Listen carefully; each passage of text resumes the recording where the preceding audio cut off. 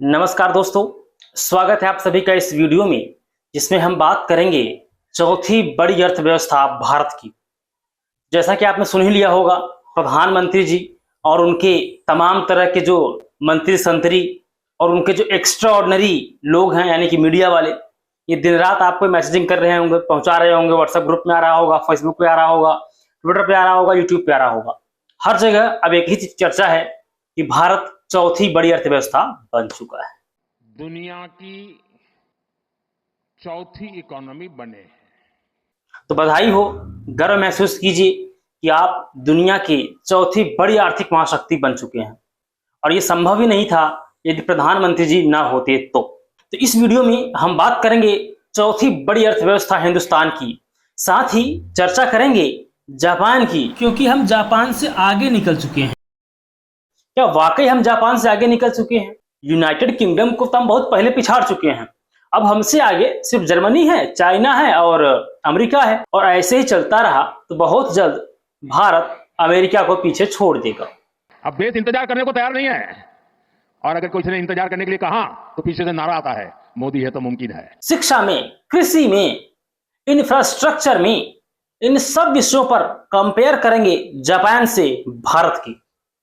मेरा आप लोगों से आग्रह है कि आप चाहे जिस खेमे के हों, चाहे राहुल गांधी वाले हों, चाहे नरेंद्र मोदी वाले हों, इसका इस्तेमाल कीजिएगा। इस चौथी बड़ी अर्थव्यवस्था के मतलब क्या है? क्या आपका जीवन स्तर बदल गया? क्या आपके जेब में पैसे बचने लगे? क्या जितने पैसे आज से 10 साल पहले आप कमाते थे, आज उससे अधिक कमा रहे हैं? बावजूद इसके भी रोजमर्रा के कार्यों में उलझे हुए हैं, बावजूद इसके कि आप रोटी, कपड़ा, मकान, शिक्षा, स्वास्थ्य, इसी के खर्च से नहीं उबर पा रहे हैं। चलिए शुरू करते हैं। मैंने कुछ आंकड़े, कुछ तथ्य और कुछ डेटा को एनालाइज किया है एआई की सहायता से, कुछ अपने स्वविवेक के आधार पर। और जो भी तथ्य मैं आपसे कहूंगा, ये कोई लफाजी नहीं है, फैक्ट्स हैं, जो भारत सरकार के आंकड़े हैं, जो वर्ल्ड बैंक के आंकड़े हैं, जो आईएमएफ के आंकड़े हैं। भारत के चौथी बड़ी अर्थव्यवस्था बनने का मैं सिर्फ इतना अर्थ निकालता हूं कि टॉप के कुछ लोगों का अत्यंत विकास की पराकाष्ठा, उनकी जेबें इतनी भर गई हैं कि समझ नहीं समझ रहा है। थोड़ा सा इसको आसान भाषा में समझेंगे तो ताकि आप भी इससे कनेक्ट कर पाए। मैंने एक कहानी बनाई है, समझते हैं। मान लीजिए 100 लोगों का एक परिवार है, उस परिवार में कुछ 100 लोग हैं और सब लोग थोड़ा थोड़ा कुछ कुछ काम धंधा अपना करते होंगे और कुछ लोग साथ बेकार भी होंगे। इसमें से एक व्यक्ति ऐसा है जिसके पास उस पूरी कमाई का या पूरे धन का 41 रुपया है। रेस्ट ऑफ के पास, यानी कि जो 99 लोग हैं, उनके पास मात्र 59 रुपए है। और 9 से लेके 10 तक, जो टॉप का 9 से लेके 10 के बीच का व्यक्ति है, ये 9 लोग मिलकर कमाते हैं कितना? 33 रुपए। और सुनिए, जो टॉप 11 से टॉप 50 तक के लोग हैं, ये लोग मिलकर कमाते हैं 25 रुपए। इनके पास कुल संपदा का मात्र 25% स्टेक है। जो 51 से 100 तक के लोग हैं, ये कमाते हैं मात्र 3 रुपए। और इस तरह से जब पूरी व्यवस्था को आप जोड़ेंगे तो कितना बनता है? 100 रुपए। और फिर आप यह कहते हैं कि हम चौथी बड़ी अर्थव्यवस्था बन गए। क्या ये चौथी बड़ी अर्थव्यवस्था में समानता है? क्या सब लोगों को वही सुविधाएं मिल रही होंगी जो पहले व्यक्ति को मिल रही हैं, या जो 1 से 10 तक के लोगों को मिल रही होंगी? और अब इस आधार पर आप सोचिए कि क्या वो जो पहला व्यक्ति है जो 41 रुपए कमाता है, क्या उसका जीवन बेहतर है, या जो 9 से लेकर 10 तक के बीच के लोग हैं जो 33 रुपए कमाते हैं, उसका जीवन बेहतर है? और या फिर उन 51 से लेकर 100 तक के लोग जो मात्र 3 रुपए कमाते हैं, उनका जीवन बेहतर है? तो अर्थव्यवस्था चौथे नंबर की, लेकिन असमानता टॉप लेवल की। ये भारत की हकीकत है। जब तक आप इस असमानता को एड्रेस नहीं करेंगे, जब तक आप आय में, जब तक आप संसाधनों का समुचित वितरण नहीं करेंगे, तब तक आप चौथी नहीं, पहली बड़ी अर्थव्यवस्था बन जाइए। आप 10 लाख करोड़ ट्रिलियन जो भी कहते हो बन जाइए, भारत की व्यवस्था पर कोई असर नहीं पड़ने वाला है। भारत के नागरिक जीवन पर कोई असर नहीं पड़ने वाला है। इसके सिर्फ दुष्परिणाम होंगे। इससे असंतोष बढ़ता है नागरिकों में। अब आते हैं, एक और पॉइंट है, भुखमरी। बहुत बड़ा टॉपिक है। भारत के 35% बच्चे बौने होते हैं, छोटे होते हैं, अपनी हाइट को बराबर हाइट मेंटेन नहीं कर पाते हैं। देश की 82 करोड़ आबादी सरकारी राशन पर जिंदा है। उन्हें सरकारी सहायता चाहिए, उन्हें सरकारी राशन चाहिए। और ग्लोबल हंगर इंडेक्स, विश्व भूखमरी सूचकांक में हम 105वें नंबर पर हैं। 105वें नंबर पे दुनिया की चौथी बड़ी अर्थव्यवस्था अपने नागरिकों को समुचित भोजन नहीं दे पाती, 2 वक्त का उचित भोजन नहीं दे पाती है। और इसका असर यह होता है कि हमारे यहाँ के बच्चे कुपोषित रहते हैं। बीजेपी के सांसद हैं डॉक्टर राधा मोहन अग्रवाल। संसद के इसी बजट सत्र में उन्होंने कुछ आंकड़े पटल पे रखे और वो आंकड़े बहुत भयावह हैं। महोदय, मैं आपके सामने कुछ आंकड़े रखना चाहता हूं। यह बच्चों के कुपोषण की दर से संबंधित है। भोपाल में 55% बच्चे वेस्टेड हैं, सूर्या कर्नाटक में 26.5%, बेंगलौर में 52% बच्चे मैलनरिस्ट हैं, इलाहाबाद में 65.53%, वेल्लोर तमिलनाडु में 83%, बरेली यूपी में 38.4%, करीमनगर तेलंगाना में 29.3%, काजीकोट केरला में 46.3%, पूरे वेस्ट बंगाल में 22.8%, लखनऊ में 57%, कुन्नूर में 63%, वेस्ट बंगाल में 39.7%, इंदौर हिमाचल प्रदेश में 21.4%।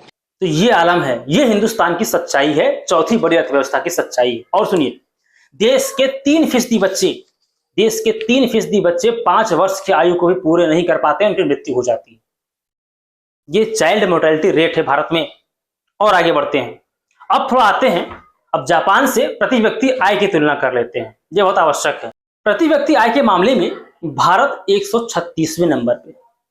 भारत का हर नागरिक मात्र $2880 हर वर्ष कमाता है। कितना? $2880। इसमें सब नहीं कमाते होंगे, ये टॉप के जो लोग हैं वही कमा रहे हैं, क्योंकि संख्या है उसको डिवाइड करके निकाला गया, एक एवरेज है। जापान की प्रति व्यक्ति आय 33,900 रुपए है, भारत से 12 गुना अधिक है।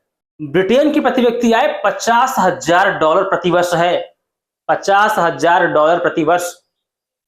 और ये भारत की प्रति व्यक्ति आय का 20 गुना है, जिसे हमने आज से 3-4 साल पहले पछाड़ दिया था। हमारी अर्थव्यवस्था ब्रिटेन से, फ्रांस से, जापान से, ऑस्ट्रेलिया से बड़ी है, लेकिन हमारी असमानता भी उनसे इतनी बड़ी है, और इतनी बड़ी है कि मेरे हाथ से कहीं ज्यादा बड़ी है।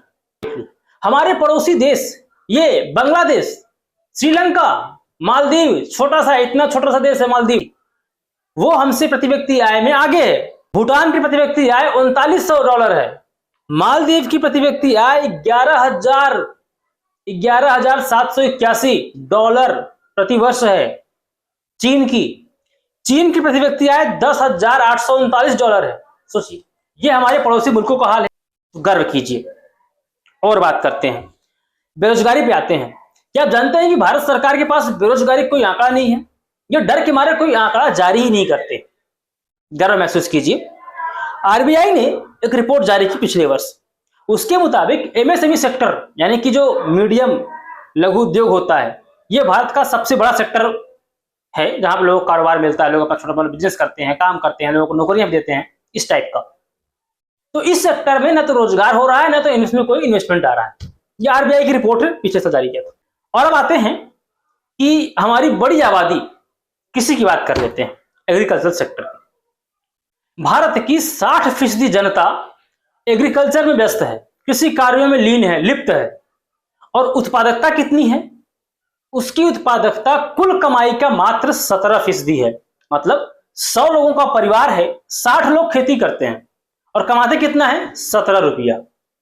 ठीक, इसका मतलब क्या है? इसका मतलब यह है कि इसमें जरूरत से अधिक लोग काम कर रहे हैं और उनकी उत्पादकता शून्य है, हो सकता है माइनस में हो, कुछ कर ही नहीं रहे हो।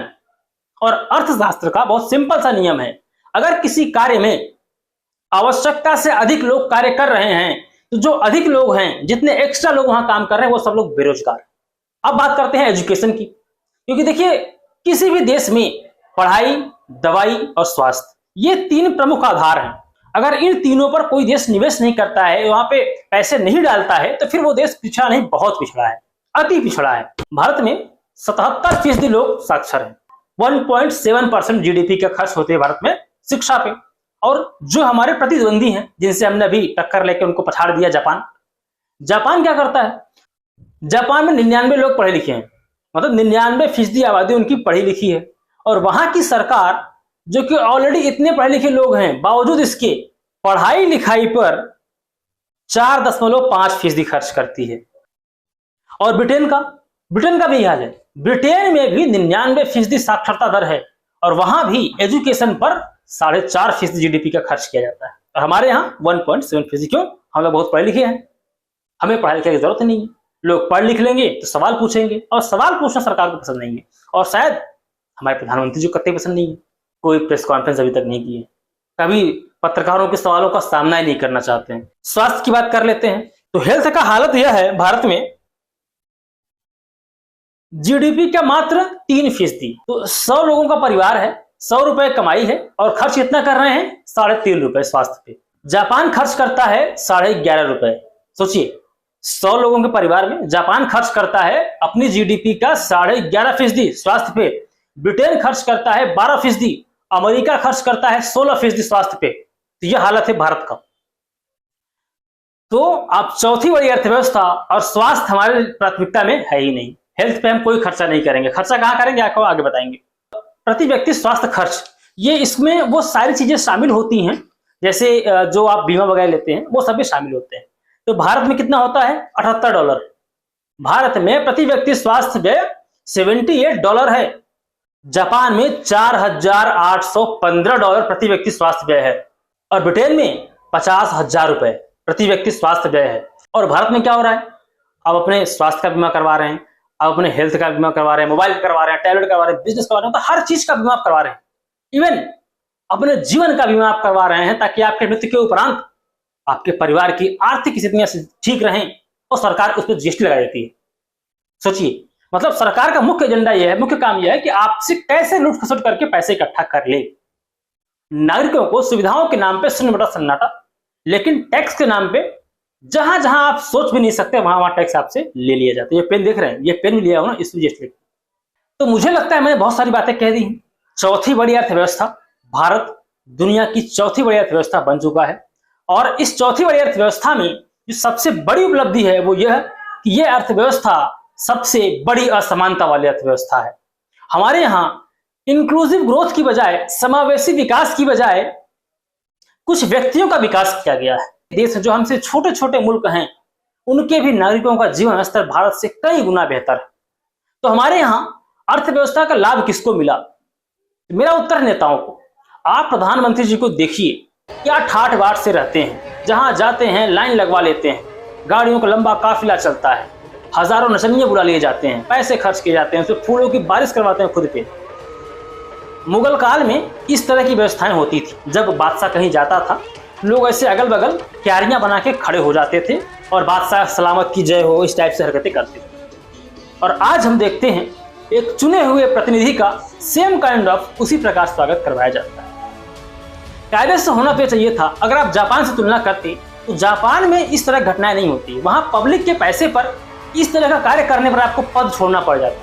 क्या आपको पता है कि प्रधानमंत्री के एक इवेंट में खर्च कितना होता है? सही आंकड़े तो मेरे पास भी नहीं है, लेकिन कुछ एक पुराने आंकड़े अवेलेबल हैं। जब कर्नाटक में बीजेपी की सरकार थी, वहां पर पीएम मोदी का एक दौरा हुआ था, और उसके आंकड़े ऑन रिकॉर्ड पड़े हुए हैं। लगभग 30 से 35 करोड़ रुपए खर्च होते हैं पीएम मोदी के एक इवेंट में, और इस 30 से 35 करोड़ रुपए में 7 बड़े स्कूल खुल सकते हैं, जिसमें फर्स्ट क्लास सुविधाएं हो सकती हैं। सोचिए, अगर प्रधानमंत्री जी अब तक जितने इस तरह के मेगा इवेंट्स किए हैं, हजारों करोड़ रुपए पब्लिक के फंड से फूंक दिए जाते हैं, अगर उतने विद्यालय खोले गए होते, उतने स्कूल खोले गए होते, तो शायद स्थितियां कुछ और होती।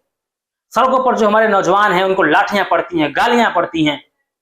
और सुनिए, अगर आप किसी व्यवस्था में काम कर रहे हैं और आपको आपके काम के अनुरूप भुगतान नहीं हो रहा है, वही काम कोई व्यक्ति कर रहा है, उसको लाख रुपए मिल रहे हैं, आप वही काम कर रहे हैं, आपको 50,000 भी नहीं मिले, तो आप बेरोजगार हैं। और यही आर्थिक असमानता है जो भारत को आगे नहीं बढ़ने दे रही है, और यही जो असमानता है ये भारत को खाए जा रही है। और यह असमानता लगातार बढ़ी है, और कितनी बढ़ी है इसका सही विश्लेषण तब होगा जब सरकार कोई ठोस आर्थिक सर्वेक्षण करवाए, कोई ठोस इकोनॉमिक सेंसस करवाए।